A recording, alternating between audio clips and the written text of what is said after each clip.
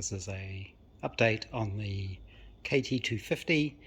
I didn't really do much on the Riley in the weekend, so there's not a lot to show there. I'm still figuring out where the brackets go and how I'm going to make those and what bolts I need to buy and that kind of thing. But I have been working on the bike. I have reattached the rear wheel and the sprocket and the chain. I made up my own lock tabs for the rear wheel. I didn't bother trying to make the fancy shape, I just made rectangles. I realized that was going to work just as well, and it saved a lot of time. This is a brand new heavy duty chain. I'm not using the built-in chain oiler, mainly because I haven't been able to find the right sort of oil that you would fill that up with. And I would also need to replace the little hose that goes on there that drips oil onto the chain. I'm just using spray oil because that seems to be how it comes these days, in little spray cans. You might notice I have flipped the shock absorbers up the correct way again, and the reason I had to do that is because there wasn't enough clearance around the chain if they were up the other way. So the reason I put them up the wrong way initially is because they weren't clearing the exhaust pipe. You can see there's very little clearance there. The way I've got around this in the end is I just used hardened washers, and I've just spaced it out, probably about just under 1/8 of an inch, I guess, and that's given me the clearance I need. I have also fitted the rear brake mechanism. Here's the rear brake pedal. The only thing I'm missing here is the brake light switch, which goes in here, and there's a spring that goes down to the lever to actuate that. But because the electrics for the lights aren't working, it doesn't really matter that that's not there, because the lamps aren't working anyway.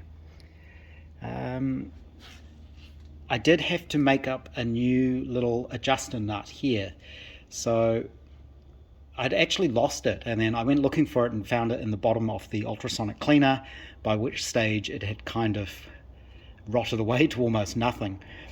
This is just a bolt that I drilled and tapped to match the thread on the brake rod, and I just milled the little sort of semicircle in the end, which is what it sort of locks it in place. The spring tension holds it, and it's with this that you adjust the angle on the brakes so that when the brakes are actually actuated, it's about 90 degrees.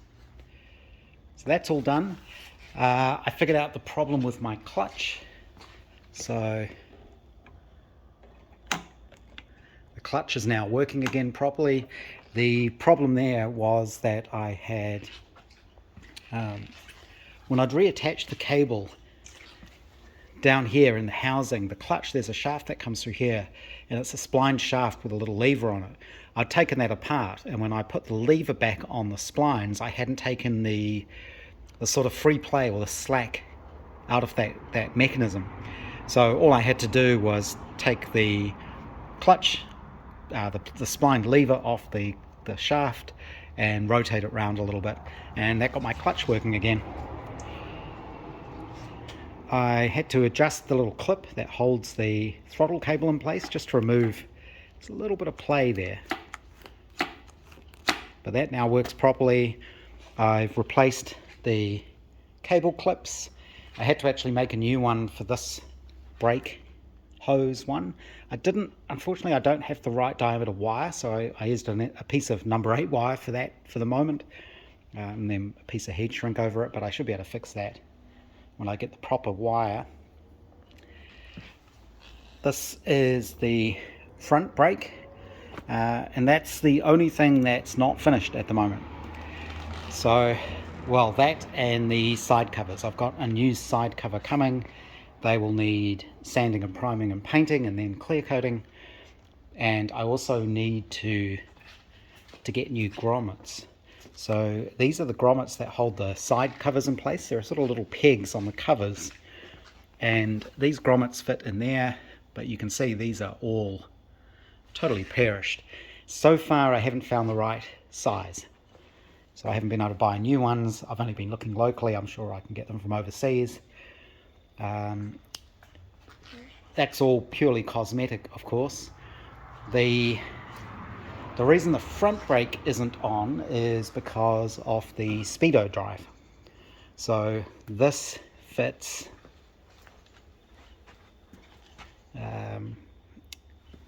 on there, on this side, and this is what actually helps space out the wheel as well.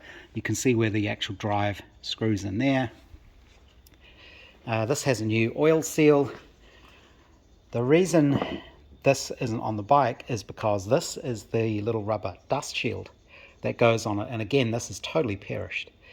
So what I've actually been doing is I had to do some maintenance on my 3D printer. I've replaced the hot end with a new Mark 8 version, and it's got a direct, what's called a direct extruder, which means it can, instead of trying to push the filament through to the hot end, you're effectively pulling it through, which is what you need to do when you're using much more flexible filaments.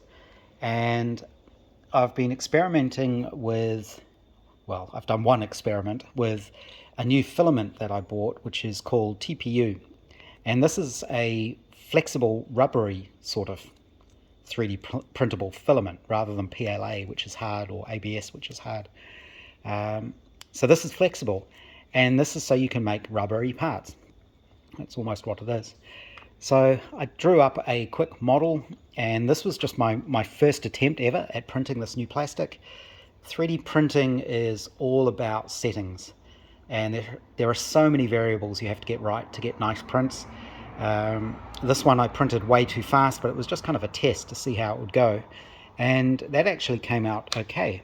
And it's got a little lip on the inside there which fits into this groove.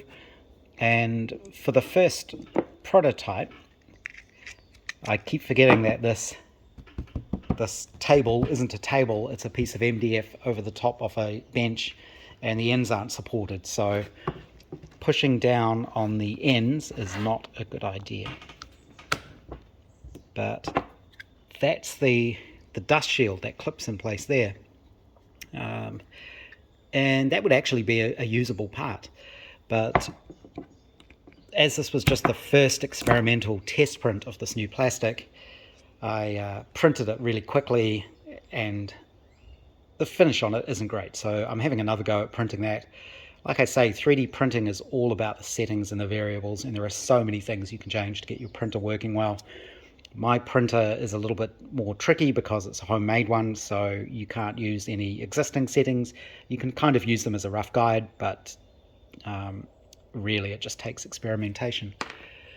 So printing a new one of those, once that's done, I should be able to button up the front end of the bike. So it's almost done. The clutch definitely works. I have tested it on the stand, which you have to be a bit careful of course, because the back wheel's off the ground now, but if it touches the ground, the bike's going to take off. The other interesting thing is this clip. Yes, I need to just clean up. I just put a bit of epoxy. That hole there was really ragged, so that's a little bit of JB Weld just to fill in the hole. But this modification is definitely a New Zealand farming modification. I was at the local milk vending machine, because we live rurally, and up the road there is a place that sells milk from a vending machine that comes from A2 cows. But we accidentally left our little stick that you use to pay for the milk in the machine, so I had to go up and collect it. And the guy popped down on a farm bike. It was a 125 Suzuki, I believe. So I got chatting to him about it. I was having a look at the bike. He said you can't get the 125s anymore. The smallest they do is a 250. This is also a 250, of course, which he said was a shame, because they were very cheap bikes. I think he said they were about $3,000 each, and they used to buy one every couple of years and just run them into the ground. But the bike he was on also had one of these on the clutch. He said he's never used it, but it was there, and it was exactly the same. So I'm pretty sure that is some sort of local New Zealand farming modification. And you can see there, it just pulls in the clutch, and I'm guessing the only reason it's there is so that you don't have to you can jump off the bike quickly without having to find neutral. You just hold the clutch in. So that's almost done, I think. It'll be quite good to see, have it rideable again. It starts easily still, engine still sounds good. I haven't really done anything in there. The clutch works properly now that I've adjusted it correctly. So side covers, front brakes, and that front mudguard is what needs to go on.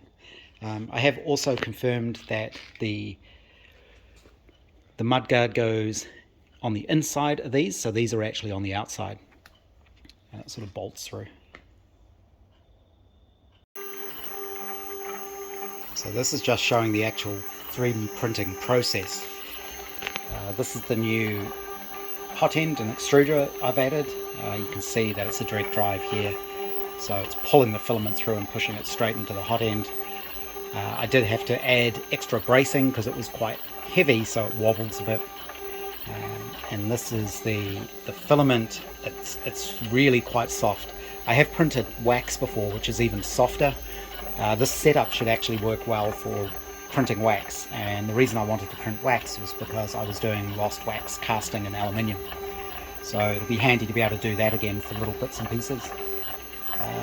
But you can see it's not a fast printer. This printer isn't fast. It's, like I say, it's homemade, so it's a little bit slow. I'm trying to remember how long ago it was I actually built it. I think it's about 5 years, so it's done a lot of printing in that time with very little maintenance. I noticed today some of the bearings are getting a little bit slack. You can see the shafts, the screw shafts that drive it all are all filthy, but it's worked really well. It's done really well for itself. I do wonder if maybe it's time I just invest in a decent sized commercial one, but it works fine. As I say, there's lots of fiddling with settings and playing around with things. This TPU plastic, because it is very soft, you want to print it very slowly, which is what I'm doing here. So this one piece, let's see, the estimates for how long things take to print vary quite a lot.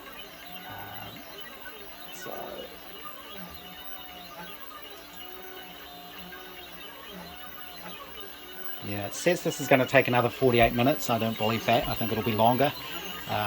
The software tends to underestimate how long things will take.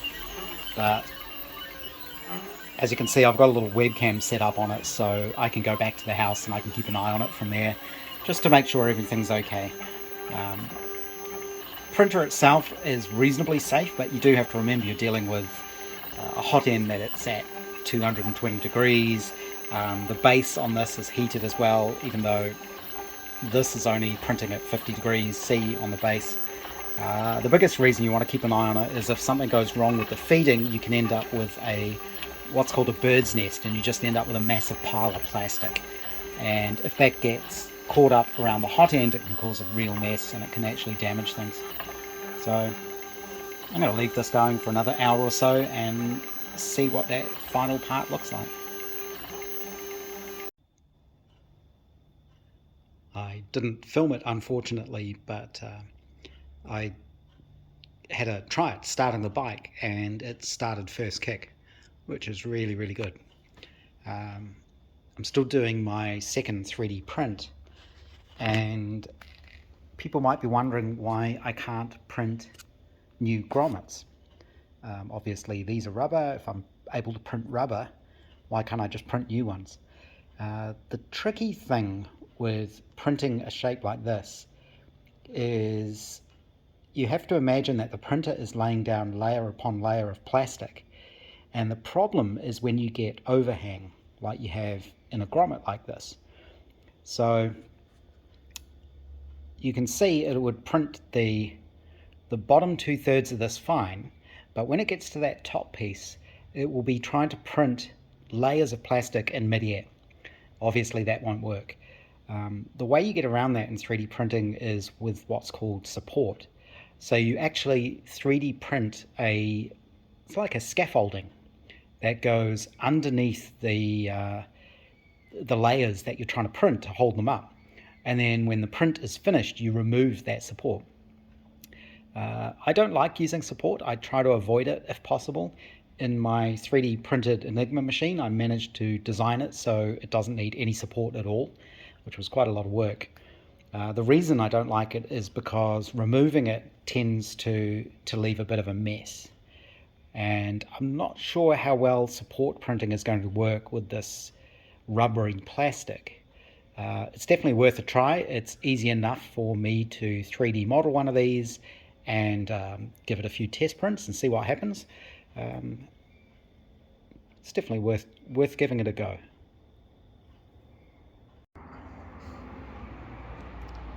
So this is showing the 3D printed plastic parts. It's TPU plastic.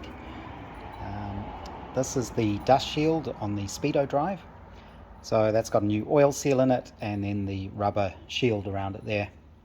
And these are the grommets I've printed, and you can sort of see in the middle there the support, which is what holds the two halves, or the top half lets you print it in free air. So what you do now is you use the needle nose pliers and you break out that support. You just sort of pull it out with these, and then those fit on the bike like this. And the side covers have little prongs on them that fit into those grommets. So the paint's come off there. I do find this TPU plastic, it's quite hard. It is flexible, but it's